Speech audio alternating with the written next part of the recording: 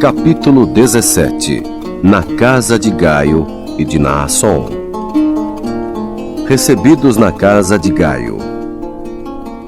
Os peregrinos estavam ficando cansados e Cristã ansiava por um alojamento para ela e os filhos. Há um lugar muito bom, garantiu o senhor Honestidade, um pouco mais adiante da propriedade de Gaio, um discípulo muito conhecido. Então, todos decidiram ir para lá. Chegando ao lugar, perguntaram pelo dono. Veio imediatamente e recebeu-os com alegria. Pediram-lhe aposentos para a noite, e ele mostrou-lhes onde deveriam dormir. Bondoso Gaio, pediu generoso. Estas pessoas fizeram uma longa viagem e não comeram nada desde o meio-dia.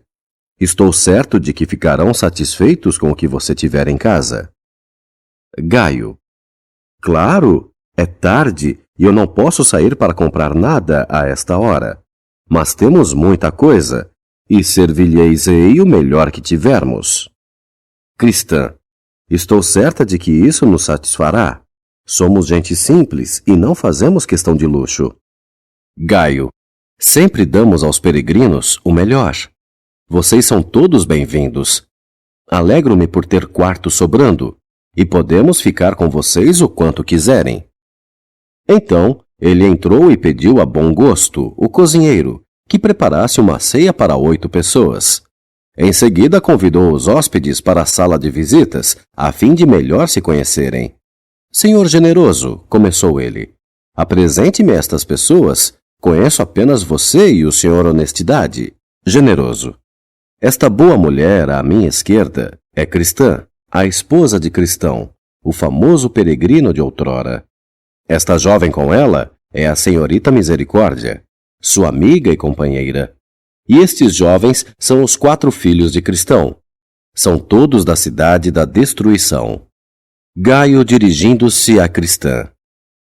Então é a esposa de Cristão? Conheci o seu marido, e o pai dele, e o pai do pai dele. Muitos cristãos firmes já vieram dessa família. Seus antepassados são de Antioquia. Suponho que tenha ouvido seu marido falar deles. Eram pessoas muito dignas. Várias delas deram suas vidas pela causa de Cristo. Estevão, um dos mais antigos da família, foi apedrejado até a morte por sua fé. Tiago, um parente distante na mesma geração, foi morto à espada. Também houve Inácio, que foi devorado pelos leões. Romano, cuja carne foi cortada dos ossos enquanto ainda estava vivo. E Policarpo, que morreu heroicamente nas chamas. Seria totalmente impossível nomear todos os membros dessa família que sofreram injúria e morte por sua lealdade a Cristo. E alegro-me ao ver que o seu marido deixou atrás 4 excelentes filhos para lhe perpetuarem a fé e o bom nome no mundo. Generoso. Também penso assim, irmão Gaio, e estes meninos são jovens promissores.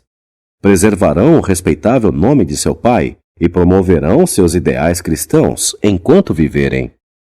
Gaio, é o que eu gosto de ver.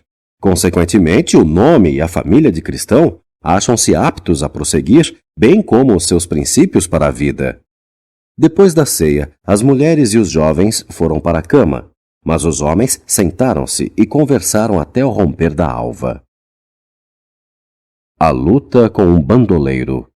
Após o café, o senhor Gaio propôs: agora, já que vocês estão todos aqui, e o senhor generoso é um perito nas armas, se desejarem, poderemos caminhar pelos campos e ver se conseguimos fazer algo de bom.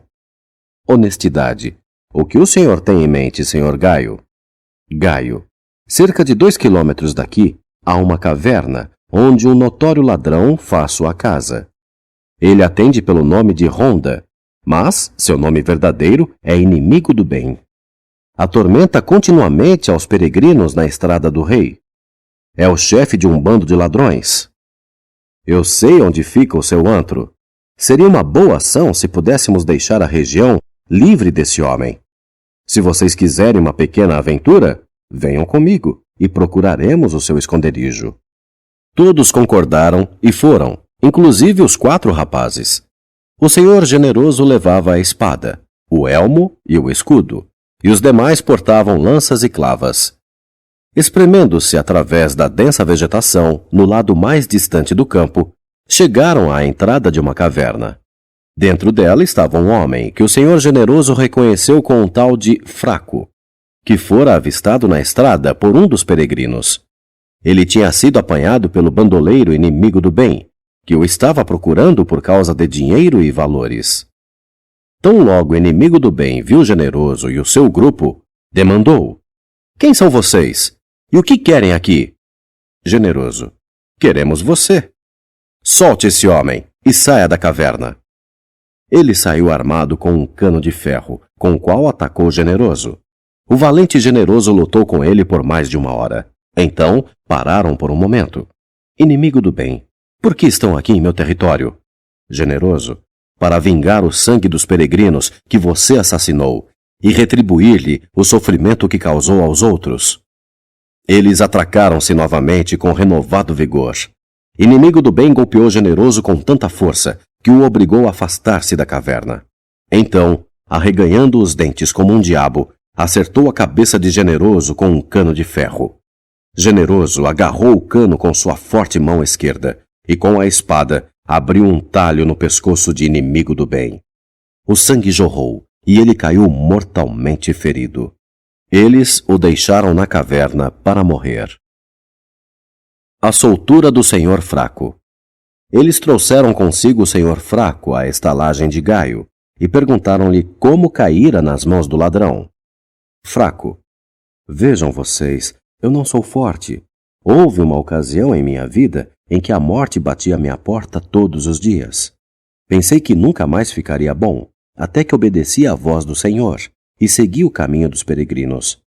Então, deixei o lar para obedecer à chamada de Deus e recuperei a saúde e tornei-me forte o suficiente para render bom serviço ao rei e à humanidade. E viajei até aqui desde a cidade da incerteza, onde nascemos meu pai e eu. Diferentes pessoas ajudaram-me em várias partes do caminho. Um dos servos do rei carregou-me na subida do Morro das Dificuldades. De fato, recebi muita assistência dos peregrinos. Mas ninguém estava disposto a ir tão devagar quanto eu tinha de viajar, embora todos me encomendassem a Deus e me infundissem coragem. Mas, quando cheguei ao beco do assalto, esse ladrão apareceu e forçou-me a caminhar diante dele até a sua caverna. Eu não podia correr nem resistir, então fiz o que ele mandou. Entreguei-me ao meu guarda, confiando que ele não deixaria aquele bandido me matar, pois eu sabia que ele podia ver que eu não estava obedecendo voluntariamente àquele homem mau. Consequentemente, acreditei que sairia vivo de lá. Tinha ouvido falar que se um peregrino caísse em poder de mãos violentas e mantivesse o coração e a mente fixos no Senhor, não morreria, nem sofreria nas mãos do inimigo, mais do que fosse capaz de suportar. Eu esperava ser roubado, e roubado fui. Não tinha, porém, muita coisa a perder, e graças a Deus e a vocês, seus servos, a minha vida foi preservada. Esperei ter outros reversos, mas estava resolvido a permanecer no bom caminho. Correr quando pudesse, andar quando não fosse possível correr, e arrastar-me quando não pudesse andar, mas sempre manter a minha face voltada a Sião. A minha jornada pode ser longa e penosa, e fracos a minha mente e o meu corpo, contudo, o meu coração está posto naquela distante cidade no fim do caminho, além do rio que não tem ponte.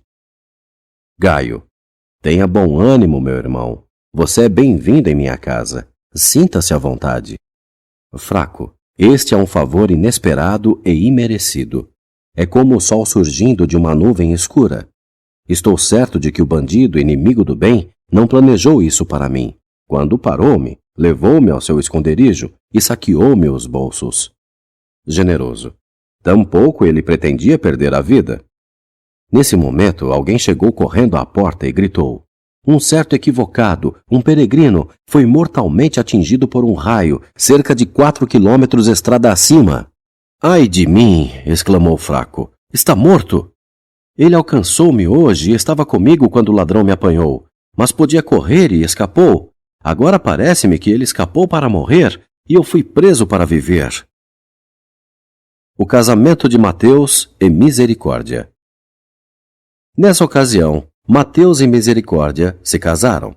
Também Gaio deu sua filha Febe em casamento a Tiago, irmão de Mateus. Depois disso, os peregrinos estiveram mais uns 10 dias com Gaio. Quando estavam prestes a partir, Gaio deu-lhes uma festa e jamais apresentou-lhes uma conta. Quando o generoso inquiriu das despesas de sua estadia em sua casa, Gaio respondeu que não costumava cobrar dos peregrinos, não importava o quanto permanecessem em sua estalagem. Fico feliz em tê-los a qualquer tempo. Às vezes abrigo-os de graça durante meses e aguardo o meu pagamento do bom samaritano, que prometeu: eu te pagarei quando eu voltar. Isso trouxe à mente de generoso a passagem das Escrituras: Amado, procedes fielmente em tudo o que fazes para com os irmãos e para com os estranhos, que em presença da igreja testificaram da tua caridade, aos quais, se conduzires como é digno para com Deus, bem farás. Quando estavam partindo da casa de Gaio, o senhor fraco deixou-se ficar à porta, como se hesitasse ir. Generoso: venha conosco, irmão fraco. Serei seu guia e protetor, e você se sairá tão bem quanto os outros. Fraco: tenho certeza disso, mas não os atrasarei na subida e não serei um demancha prazer na festa? Vocês são todos vigorosos e joviais? Eu sou fraco e tenho pouca alegria. Não seria melhor ficar para trás? Assim vocês manteriam um passo e regozijar-se-iam no Senhor, já que têm a alegria dele no coração. E eu não ficarei ofendido com a sua rapidez, nem com o seu júbilo. Vocês não fazem ideia do quanto um fraco pode ser sensível e constrangido. Generoso: mas, irmão, fomos ensinados a animar o tímido, a suportar o fraco e a ser paciente com todos. Esperaremos por você quando estiver cansado e estender-lhe-emos a mão ajudadora. Negaremos a nós mesmos aquilo que pode ser legítimo, seja a opinião, atitude, conduta ou fala, por amor a você.